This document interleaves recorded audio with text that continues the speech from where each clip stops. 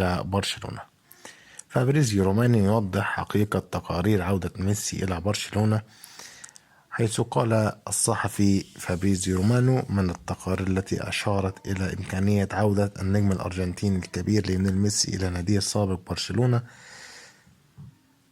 نهاية الأسبوع الماضي. انتهت آمال إنتر ميامي في التأهل إلى تصفيات الدوري الأمريكي نهاية الموسم، وهذا يعني أنه بعد المباراتين الأخيرتين في وقت لاحق من هذا الشهر لن يلعبوا أي كرة قدم تنافسية خلال الأشهر الأربعة المقبلة.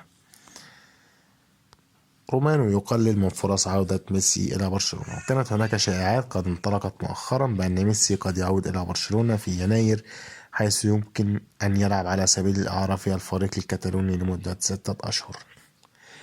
كده انتهى الفيديو بتاعنا. لو عجبكم الفيديو اشتركوا في القناة وفعلوا الجرس عشان توصل لكم كل فيديوهاتنا أول بأول.